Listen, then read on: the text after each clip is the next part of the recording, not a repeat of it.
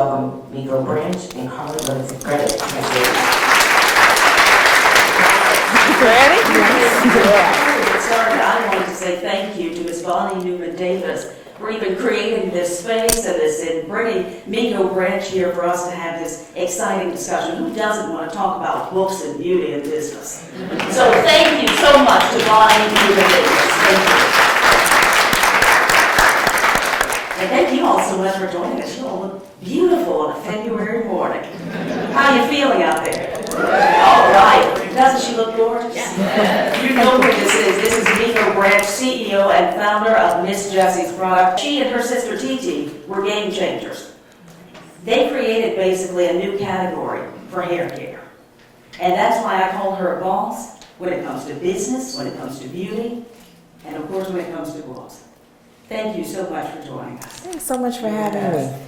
Looking through your book, Miss Jessie is huge in your life. Yes. Of course, Miss Jessie was named after Miko's grandmother.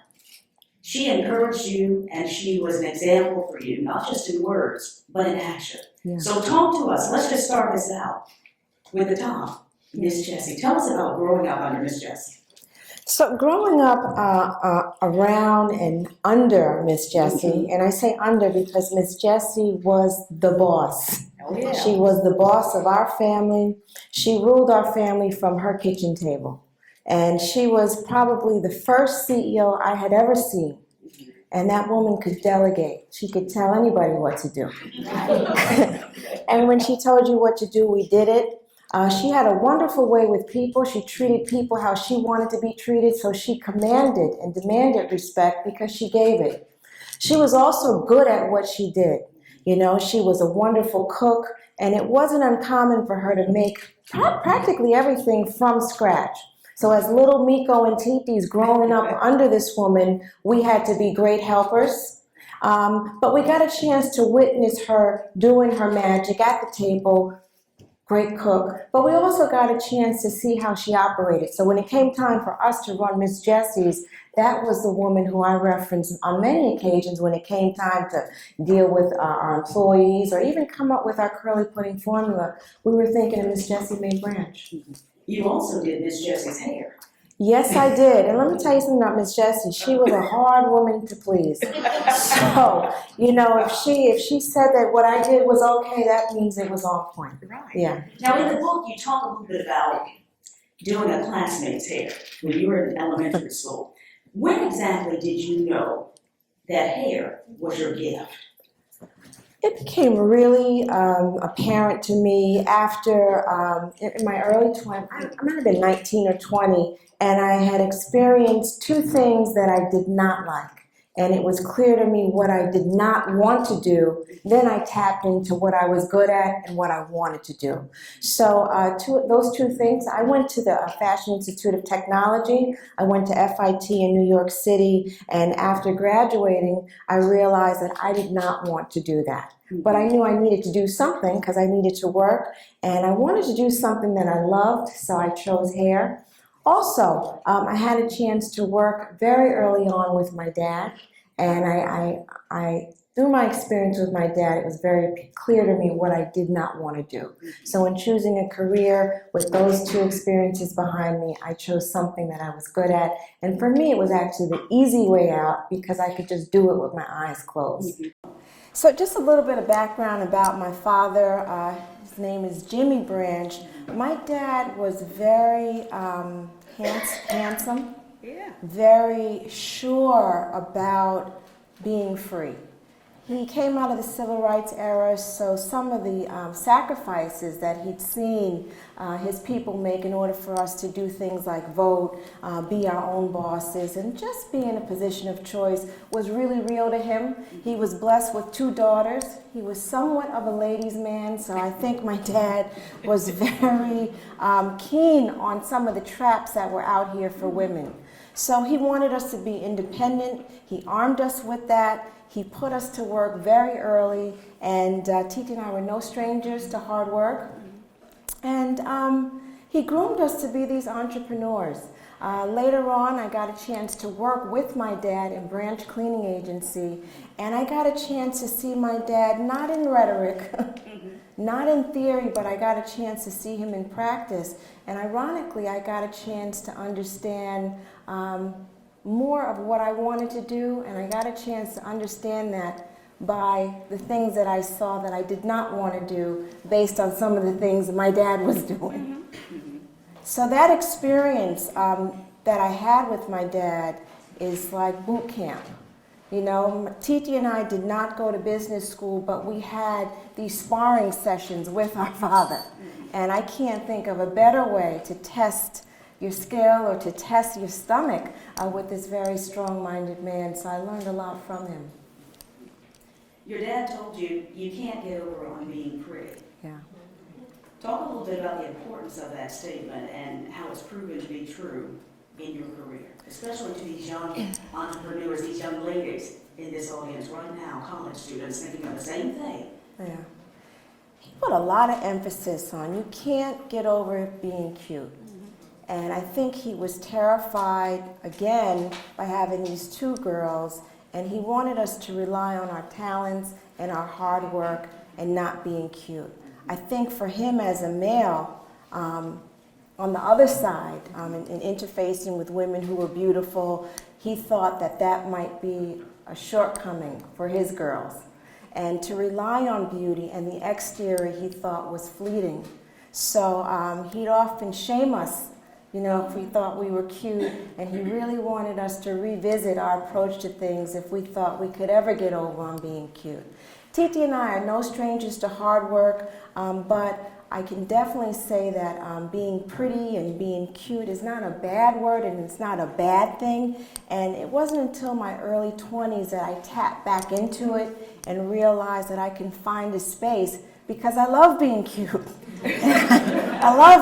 I love aspiring to be pretty, and growing up it was just a bad word in my house. But I found a nice balance of tapping into my femininity while at the same time putting in hard work. And it's probably no surprise that I would land in the beauty business because I got a chance to exercise the best of both worlds.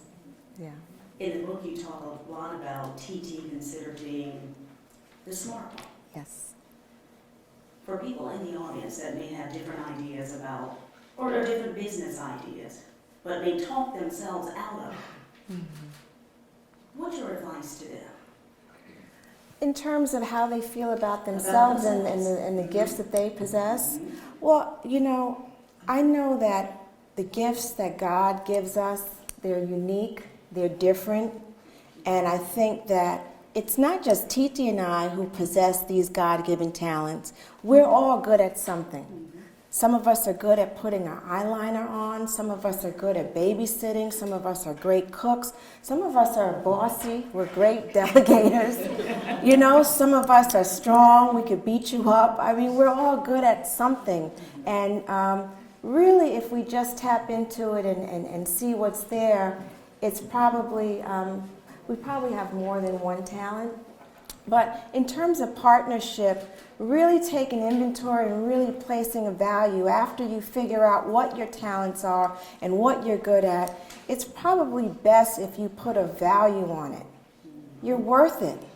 You're worth something. So if you go into partnership, you can go into that partnership with your value and with your worth. If you don't go into partnership, just knowing what I have is good, what I have is great, what I have is the best. And from that position, your movements or your decision making will be one that you're proud of. And you'll want to accomplish, and you will want to accumulate more of those kinds of decisions from a position of value. And I find that if you take that inventory, you're able to move out here in your life in the best way. Well, speaking of value, you were talking in the book about the pushback you received on perhaps the price of your products. How do you deal with that? So when you are an innovator and when you created something like nothing in the market, you better put a price on it. It would be in your best bet, it would be in your best interest to put a value on something that you created. Titi and I didn't rob, we didn't steal it from nobody. We sat down, we troubleshoot, we sacrificed Titi and I did not go to the party. We shared clothes, we were roommates, and we sacrificed and we put our energy and talent into our business. And finally, it was Titi Branch who woke up 3 o'clock in the morning and she cracked that nut. Any one of you who have ever used curly pudding, that was Titi, 3 o'clock in the morning. Although we'd mixed together, she stayed up later than I did because I had the baby. And she woke me up 3 o'clock in the morning and said, Miko, I got it. That thing that she had, we had no idea that that was going to give us financial success. We had no idea we were going to change an industry. So what price did we put on that curly pudding? For a jar of curly pudding, we charged $28 for something that had never been seen before. And guess what? It did what it said it was going to do. We turned kinks to curls with no chemical. I had never seen a product like that. My hair, my mother's Japanese, our father is black. When I was growing up, my hair is naturally kinky. Had I had a Miss Jessie's, I would have used it all day, every day. But back to pricing and back to value. When you create something that's innovative and when you create something that's unique, you better put a value on it. And guess what? Later on, when we had many competitors, you can't go into Target, Walmart, Walgreens, or CVS without seeing a natural hair product. During the time when Titi and I created this product, there were no Miss Jessie's on the shelf. But it was a new phenomenon, particularly for the woman with the tighter coil curl. Titi and I charged our own self with the task of creating a market where it didn't even exist. Many of our customers didn't even know they had curly hair. So imagine what it feels like to create something for a market that's not there yet. So we had to develop this market. At the end of the day, when we did math, we realized that $28 was the bargain price that it costs for you now to be armed with how to do your hair. As stylists, most stylists keep those secrets to themselves. Why? Because we want you to come back to us every week, every 2 weeks.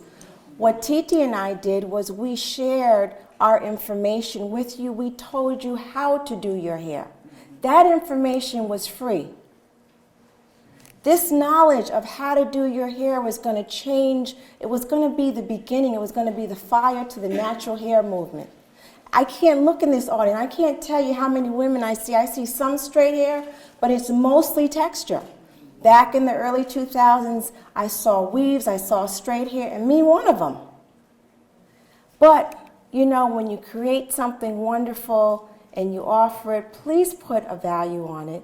But at the end of the day, when Titi and I did the math, we realized that $28 was a discount price for women who were going to embrace themselves, have better self-esteem, know how to do their hair, save you that time. Put a value on your time, sitting in your salon all day waiting for your stylist to get finished with her, and her.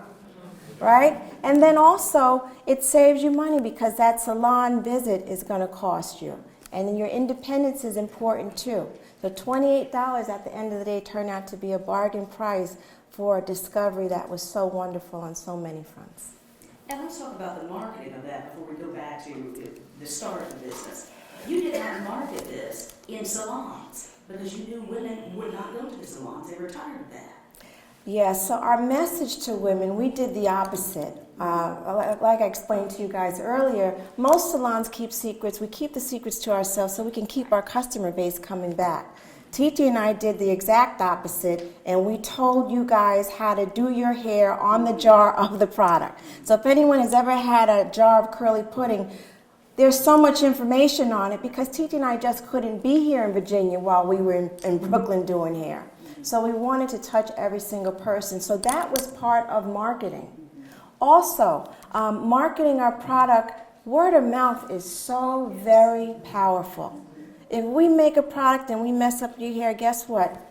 Particularly with black women, we will talk about you. Yes, we will. We will talk about you and we will get that word. I'm talking before the internet. I can do something in New York, and in Virginia, people know about it, right?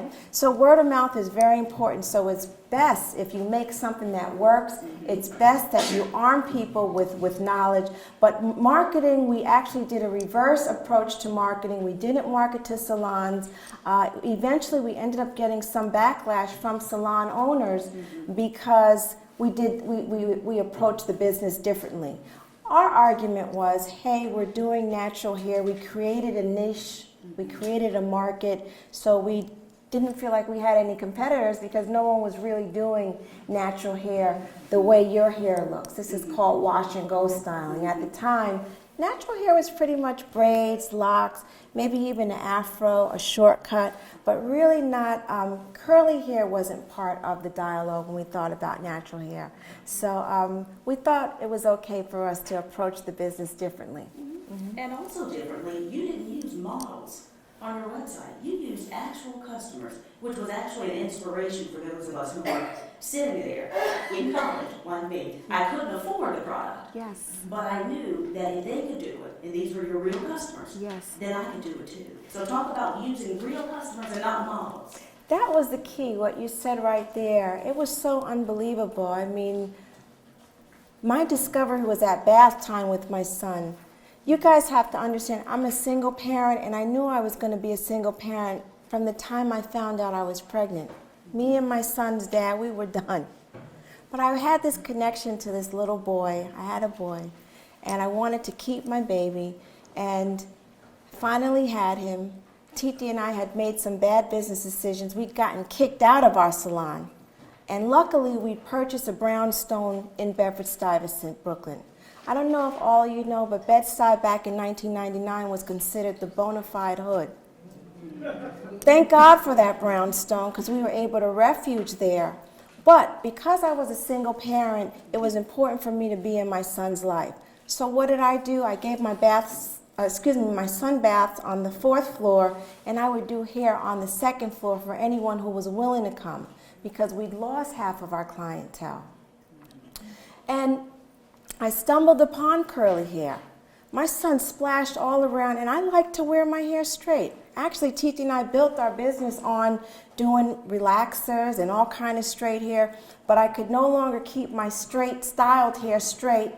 And when I would come down to the 4th floor to do hair, they would see my hair shrunk up. What does our hair do when water hits our hair?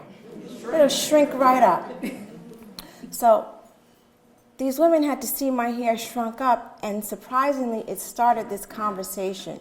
And I realized that women wanted to wear their hair natural. They wanted to wear it curly, but half of them didn't know, more than half, we didn't even know we had curly hair. But it was that moment at bath time that really, it was almost unbelievable. So as I was learning how to become a better natural hairstylist, because I wasn't before, I was doing all straight hair. It was unbelievable. So we would take these before and after pictures like you're talking about, and thank God for the internet. And we would put those before and after pictures up, and sometimes people would think, oh, those are weaves, they lying, those are weaves, but they weren't. And we had actually the actual women who were our customers who would go on, we called them a chat room back in the early 2000s. They would say, oh, I got my hair done at Miss Jessie's, and they charge us all kind of money, but look, I got curly hair. And these were people who never had curls, and then they had their mother. Their mother could testify, like, yes, you do have curly hair. That word spread like fire, but you're right, it was the before and after pictures. And we were so proud to put those pictures up because even as hair care providers, it was unbelievable. Every head of hair, the kinkiest hair would turn out to be the flyest curl. Not the people with the Indian curls. I'm not. It was the people with the kinkiest hair. Their hair would come out looking like yours, and it was so fresh. And women were trying to cut their hair off. They were now cutting their hair off because they wanted to see what kind of curl do I have. So now it became a battle of the curls, and it was a beautiful thing because, you know, God gave us all this great hair. And we just want to show up. So anyway, the before and afters, that was the key. Yes. That was the other component to marketing in our business. So thank God for the internet. Yes, indeed. We're talking about the highs. let's go to the Lowe's. Yeah. And the loan kind of started with the IRS. That's how it starts for most of us. He's waving his hand in agreement. So let's go back. You had started a one-room or one-chair salon. It had grown. You had moved to a location, people were coming, everything was successful. Yes. Then TT came in and said she had been introduced to Uncle Sam. Let's talk about that introduction. We had a little small red car, and it was a stick shift because we couldn't afford to get the automatic. And she picked me up, and we were getting ready to go to work, and Titi said, I gotta tell you something. I said, what's up? She said, we got a tax bill. And I said, well, how much is it? She said, well, it's $17,000. So now, you have to understand, I was always used to getting money back. And this is my first time ever having to pay the IRS anything. So with that $17,000 bill, that hit me hard. So I had questions. So I said, Titi, because my sister was so smart, do we always have to pay that kind of money? She said, well, if we keep being profitable and if we keep making more money, then we're going to have to pay more than $17,000. So my head was hurting because I was thinking and I was thinking, how do you, I mean, the object in business is to make money, but daggone, you got to break them off that much, and the more you make, the more you got to give. So very unsophisticated in business and taxes. I said, well, isn't there a kind of thing where if you get a building or you buy a house or something, you can write those kind of things off? She said, yeah, we can look into that. Next thing you know, Titi went deeper into Brooklyn because we were living downtown, we couldn't afford anything in our area, went deeper into Brooklyn, in Bed-Stuy, found our house. We paid, they were asking $235 for it, $235,000.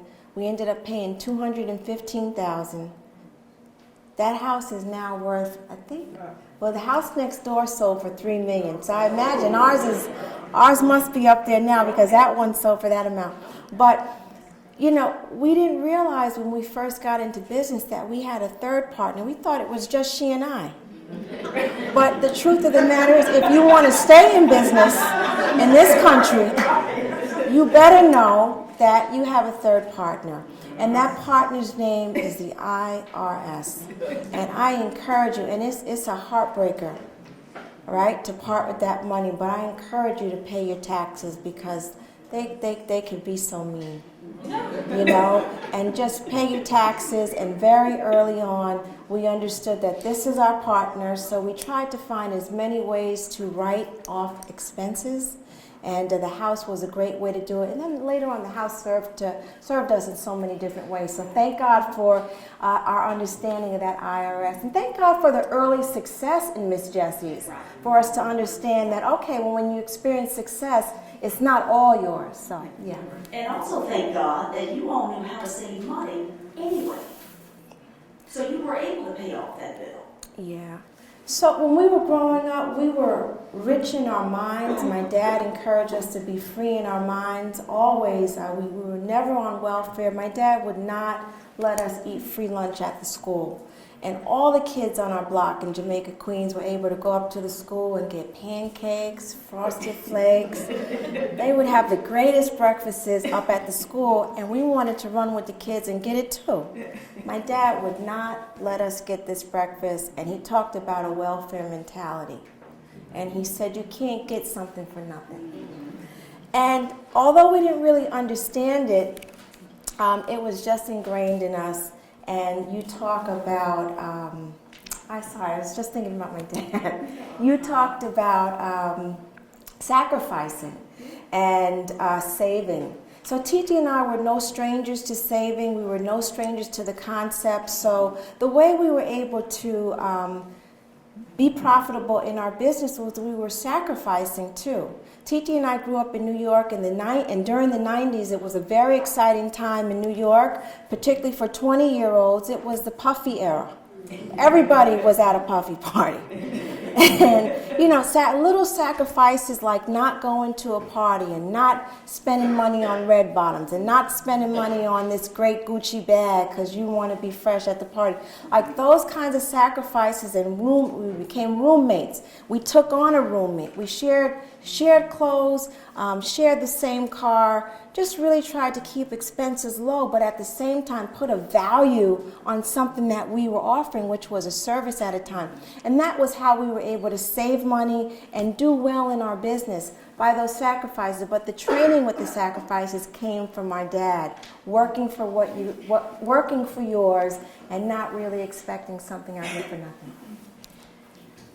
Talk about the consequence of moving too fast in business. So after the IRS, you bought the brownstone, everything was thriving. Then TT said, hey, we need to expand because you were getting more customers. Yeah. But it wasn't time to expand. So talk about that. So in partnership, I believe there's going to be a time when you may make decisions or your partner may make decisions. And at the end of the day, someone's going to have to make a decision to go forward with it or not. At the end of the day, whether it was my decision initially or TG's decision, we made a decision to go forward and move to this new salon. What a difference 2 blocks can make, because the salon was only 2 blocks away. It was probably triple the size,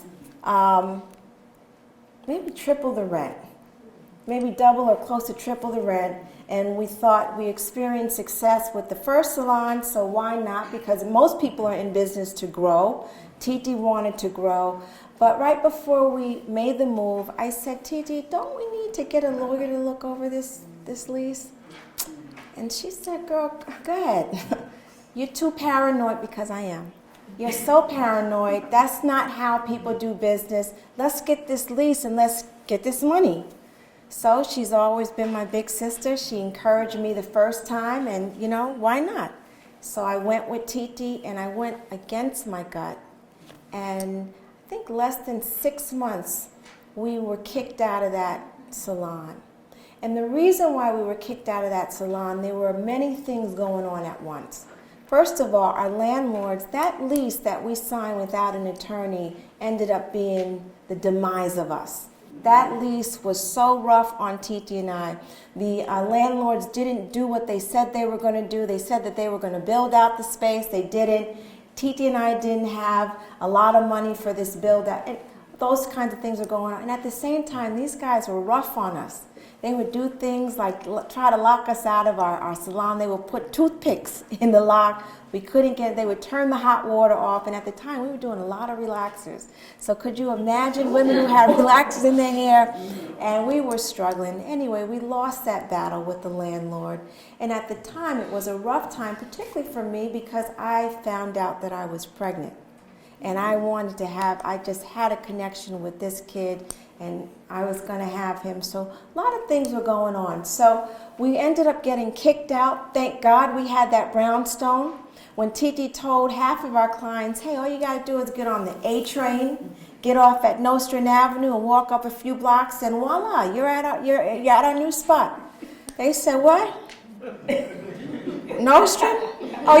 What you talking about, Bed-Stuy? Yeah, Bedford-Stuyvesant. And they said, oh, no. So failures can be successes in disguise. Had we not experienced that initial failure, I wouldn't be here. Y'all wouldn't have no curly pudding. I probably wouldn't see as much natural hair as I see. But it was that failure, and in partnership, those things can happen. And now as a more seasoned businesswoman, you gotta forgive yourself when those failures come. They hurt though. You try losing your whole business and doing hair in your hood, and people are telling you they don't want to come out. It's painful. And at the same time, you got a baby to feed. So those failures were rough on us, but they were so rough, it forced she and I to think outside the box. We're talking about business, but let's talk about business with family. In the book, you're talking, somebody knows what we're talking about. In the book, you say, blood is thicker than water, but blood is also messier. Oh, sounds like we're at church right now. Because it was a lot of tension, starting with the IRS, Yeah. between you and your sister. But you say that business comes before anything else. But when you live with the person that you work with, that must have been hard to put business before that. She's your sister. All of this has been going on. How was that? It's rough on us. Titi and I were new entrepreneurs, young entrepreneurs, already set in our way. We had a sister dynamic. Titi was the older sister, I was the younger sister. So we already had a way in which we dealt with one another. If my sister said do something, that's what we're doing. She never failed me, and also growing up, Titi was my protector. So if Titi said do something, that's what we're doing. What happens in business, and we didn't know this because we didn't get the handbook, Titi and I did not go to business school. Business is unforgiving when it comes to consequence, and when it comes to accountability, and when it comes to responsibility. That role that I had with my sister and her role with me, it got turned all the way around when failure set in. People want to start blaming somebody. I'm frustrated. I gained 80 pounds in my pregnancy. So I'm frustrated, and we are trying to work through our problems. And problems come sometimes. I think problems come a lot of times, particularly when you're entrepreneurs. And we had no escape. We would ride in the same car. All the things that helped us to build our business are all the things that were stressing us out. When Titi and I got into a fight over, Dad, no customers coming? I told you we should have got a lawyer. And we're walking in the house, and I'm pregnant, and I got my winter coat on in the house because we can't turn the heat on because we just didn't have that money when we first moved. Very stressful on a partnership. Very stressful on a sister relationship. There's no one, there's no referee, there's no one who knows how to come between and mediate between two girls who are business partners, sisters, roommates, getting ready to be co-parents, all of those things. So how do you do that? You know, so my only answer is, this is the God's honest truth, is love. Y'all gotta love each other. And so people say, and I said this, you know, business, family and business can be a tricky thing. It could be messy, it could be bloody. But if you have love, you'll be able to work it out. Now, Titi and I have been all these things to each other, and we were very codependent, living together, doing all these things. And 4 decades together as sisters, friends, partners. So we consider ourselves to be ahead of the game. But when those fights come, they're rough. Yeah. They're rough. We didn't have a lot of them, but when they came, it was not a game. And it got even more rough, because some of you may not know this. Titi eventually kicked you out of your own business, and she sued you. Yes. And you relocated to D.C. Yes. After it. How did you handle that? Did you even see that coming? I didn't see it coming. My sister, Titi, was always my defender, my protector. So when Titi flipped, Titi flipped on me. And I guess, you know, the frustration, it was like a boiling pot. The frustration that we both must have felt, it comes out in different ways. And you could never anticipate how someone else is going to handle how they're feeling. So all these years, it doesn't matter. Me and Titi could have been all these great, wonderful things to each other all these years and continue to be. But when that fight, when that frustration sets in, you don't know which way it's going to go. And it went to the left, and I was on the shorter end of the stick in that fight. And how we got there is, I'm sure you guys can understand all the pressures of the business, all the pressures of all the different roles we play with one another, but there was no relief. Some partners are able to, after we deal in business and after we feel in business, you go your way and I go home and I'll see you in the morning. That wasn't the case. So when my sister decided that she was going to kick me out of our business and sue me, It was so tough for me because Titi was not playing. Titi went and got herself a white lawyer. And by that time we had curly pudding, so we had some money to spend for some top lawyers. And I'm stuck on stupid. I can't believe it's happening. And my sister was not playing. And the legal system is not the right place to settle disputes. Even business disputes, I think, and certainly not personal disputes. And for any women, and I can even, touch on us with our men, with our kids. It's a horrible place, sometimes you have to go there. We all have our reasons, but if we can, I certainly encourage us all to make the effort to try to settle our disputes amongst ourselves. It could be so hard. And then when you have these lawyers who don't know you, they don't know Titi, and they're telling me what I need to do and all this, it just feels so, it's probably one of the worst things I ever experienced. But it was probably one of the best things that ever happened to me. And I think it was one of the best things that ever happened to Titi too. During those 2 years, I had a non-compete, so I couldn't make no curly pudding. I couldn't do no Miss Jessie here in New York. I had to be 100 miles out. 100 miles out brought me to Philadelphia, or 100 miles out brought me upstate New York somewhere. So I chose D.C. because in my mind I thought in D.C. it was not known as Chocolate City. So I said, there must be a ton of heads of hair, and I thought there was some disposable income, and I was somewhat right. And I would commute from New York to D.C. every week to do hair. And I created this business on my own without Titi.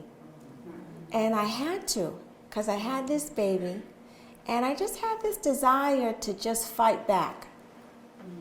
I thought how my sister went about it. I didn't see it coming. And I wanted to fight.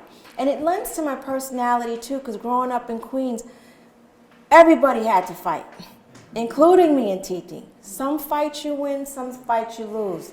But as a fighter, and you can apply this to any part of your life, if you fight back, at least you'll be able to live with yourself. You just don't let anybody just take it, you fight back. So fighting back was really important to me, so I went to D.C., and I learned how to become a businesswoman on my own. I learned how to generate money on my own without the help of my sister, and guess what? I surprised myself. That lawsuit and that experience prepared me for what was going to come in 2014. Having to manage and carry on without my sister. And honestly, I have never had a more fierce opponent than Titi. There hasn't been one. So that training, that happened as a result of that, it was in preparation for something to come that I had no idea that was going to be coming. We had the most terrible lawsuit and kicked out, but Titi and I loved each other so much. It was we had to meet at a lawyer's office. It was actually my lawyer's office, and I couldn't stand my sister. And she's sitting up there with this white attorney, and he's telling me what I can and cannot do in my business. And my attorney is there, and I got the shorter end of the stick, so we had to eat. And at one point, I just lost it, and I stood up, and I put my finger in that lawyer's face. And I told him, you mind your motherfucking business. This is between me and my sister. Okay. And it was in that moment, Titi and I locked eyes, and we knew that this was our thing. We built this business together. We don't need a lawyer. We don't need nobody coming in between us. So what we did was we needed a timeout.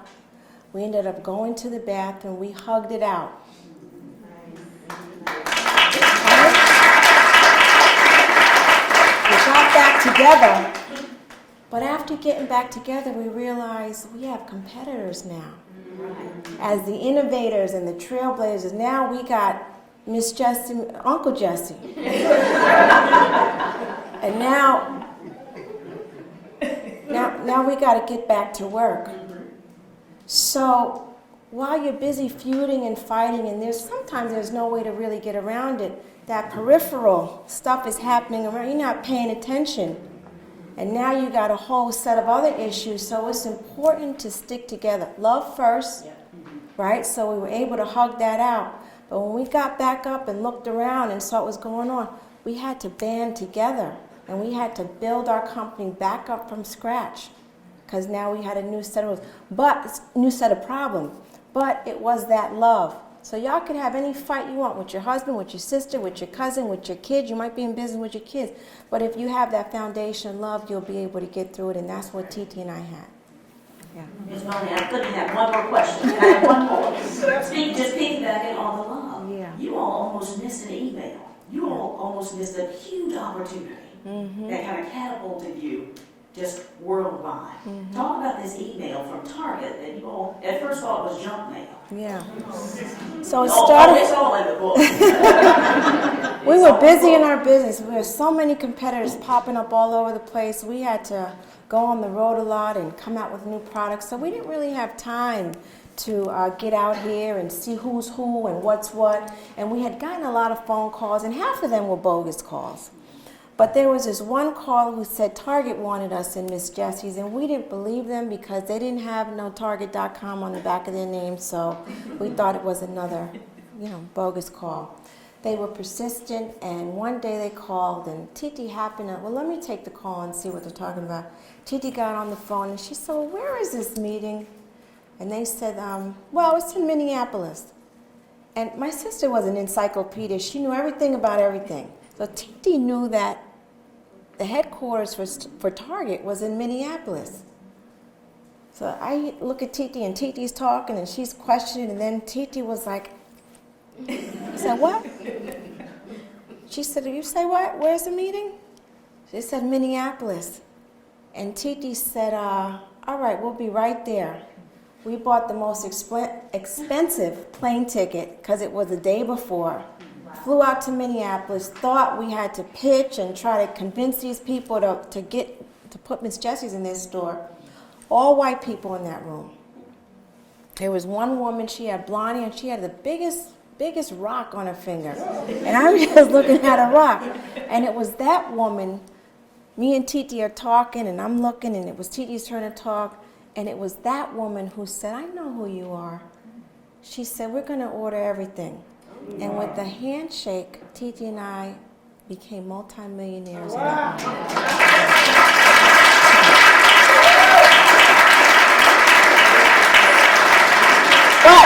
wait! I want to tell you guys everything. Titi and I thought, oh, we getting ready to just make money. We were great at mixing curly pudding. We were great at hairstylists. But it didn't occur to us that we knew nothing about doing business with these new partners. Eventually, Titi and I signed every single contract put before us. No lawyer. More money, more problems. So we had to learn a whole new industry, took a lot of blows.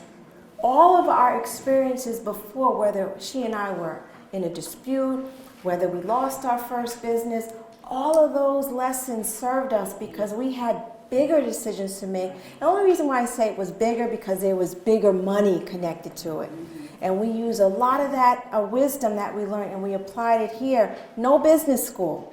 So slowly but surely, Titi and I were able to find our way, navigate or crawl our way, to keeping our shirts on in this industry. So we're still here, and I say we because Titi's still with me, but we're still on 100%.